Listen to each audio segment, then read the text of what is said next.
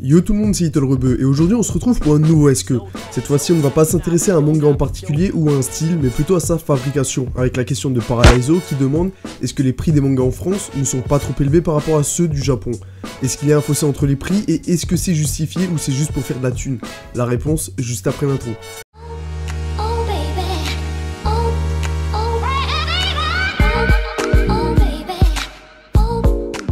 Alors, aujourd'hui on va parler de monnaie, mais pas celle de YouTube, celle des mangas. En effet, il y a une différence de prix entre les mangas en France et ceux du Japon. Mais pas seulement. Pour s'intéresser à pourquoi les prix ne sont pas les mêmes, je pense qu'il vaut mieux que tu saches d'abord quels sont les prix dont on parle et est-ce que c'est le cas que pour la France. Ouais, parce que si tu trouves que chez nous, on se fait carotte, t'as encore rien vu. Alors pour commencer, sache qu'au Japon, pour un manga neuf, tu en as environ pour 3,50€, 4€. Et pour un presque neuf, en gros un d'occasion mais en super état, t'en as pour 1,50€, voire 2€. En France, c'est entre 6,50€ et 7€. D'ailleurs, quand je donne ce genre de prix, c'est pour les mangas de base, pas les éditions de luxe qui ont des reliures faites en cuir de chevreuil avec du caviar comme marque-page. Pour en revenir au prix de base, si tu regardes en Angleterre, le prix monte jusqu'à 8,50€. Pour l'Allemagne, le pays d'Eren Yeager, ça redescend jusqu'à 6€. Au pays de l'oncle Sam, tu peux compter 10$, soit environ 8,50€ pour t'offrir un tome.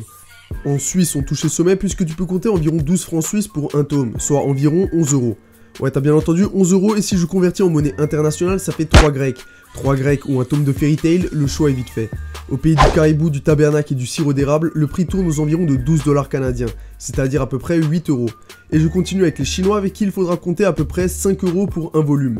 On termine avec nos voisins belges pour qui un manga coûte en général aux alentours de 7,20€, mais en fonction du manga en question, ça peut monter jusqu'à 9 ou 10€. Après avoir vu tout ça, tu dois sûrement te dire que finalement, c'est pas si cher que ça chez nous. Mais plutôt que de t'arrêter là, je vais t'expliquer tout ce qui fait la différence au niveau du prix. Alors tout d'abord, il faut savoir que l'industrie du papier et celle de l'impression n'ont pas la même importance chez nous que chez les Japonais. Ils ont l'habitude de connaître la production qu'ils vont faire grâce au Shonen Jump. Le magazine de prépublication permet déjà de savoir si un manga va cartonner ou non. Et pour revenir là-dessus, la production varie encore une fois chez eux car comme ils peuvent suivre l'avancée d'un manga semaine après semaine dans le magazine, ils n'ont pas vraiment besoin d'acheter des tomes, ce qui fait réduire aussi la valeur d'un tome. C'est logique, si tu peux suivre l'histoire du manga toutes les semaines, pourquoi tu te ferais chier à claquer de la thune pour acheter quelque chose que tu as déjà lu, ce qui n'est pas le cas en Europe. Un autre point concerne la qualité du papier. Cette dernière dépend surtout et principalement de l'éditeur. Entre un papier qui a la même épaisseur que du PQ et un autre qui tient bien dans la main, ça fait quand même une bonne différence de prix. Les prix peuvent aussi varier en fonction de certains critères sociaux ou budgétaires. Si tu te demandes ce que c'est, et ben en fait c'est assez simple. Si dans un pays l'économie plafonne ou le SMIC est plus important que dans un autre, l'éditeur va alors adapter son prix au pays en question. Mais le plus gros paramètre à prendre en compte pour les prix vient d'ailleurs. Au Japon, pour faire un manga, t'as besoin d'un auteur, d'un éditeur et peut-être d'assistants pour lancer ton manga. Mais en France comme ailleurs, un manga ça dépend de pas mal d'autres personnes. Tout d'abord, t'as besoin d'un bon traducteur qui soit capable de retranscrire les dialogues, mais aussi les jeux de mots et toutes les autres subtilités du langage du personnage. Parce qu'un jeu de mots allemand ne marche peut-être pas forcément de la même manière en français ou en espagnol. Il faut aussi demander l'aide des graphistes pour réussir à mettre en page les onomatopées dans la langue voulue, parce qu'un boom ou un slash ou encore un toz ne sera pas forcément adapté de la même manière dans le manga. Voilà pour ce qui est de la différence de prix entre le Japon et la France, mais du coup, faut aussi expliquer les différences de prix entre les pays en Europe ou aux US. Ouais, pourquoi en France c'est plus cher qu'en Allemagne, mais moins cher qu'en Suisse?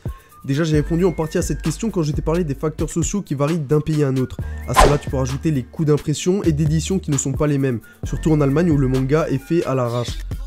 Mais surtout, il ne faut pas oublier que la France est le deuxième consommateur de manga au monde, le premier étant le Japon. A partir de ça, les éditeurs savent à l'avance que rentabiliser leur production ne sera pas un problème. Puisqu'il y a un bon paquet de clients, ils peuvent donc se permettre de baisser leur prix par rapport à d'autres pays. Au final, le prix du manga entre le Japon et les autres pays varie principalement par les coûts d'édition, d'impression, de production, par les facteurs sociaux, par le nombre de consommateurs et surtout par le nombre de métiers dont ont besoin les autres pays pour produire un livre. Je parle là des graphistes ou encore des traducteurs. Voilà, cette vidéo est à présent terminée, j'espère que ce Est-ce que t'aura plu, si c'est le cas n'hésite pas à liker, t'abonner et surtout à donner ton avis dans les commentaires. N'hésite pas non plus à poser ta question dans les commentaires, elle sera peut-être sélectionnée pour un prochain Est-ce que. Sur ce, porte-toi bien et à la prochaine, ciao.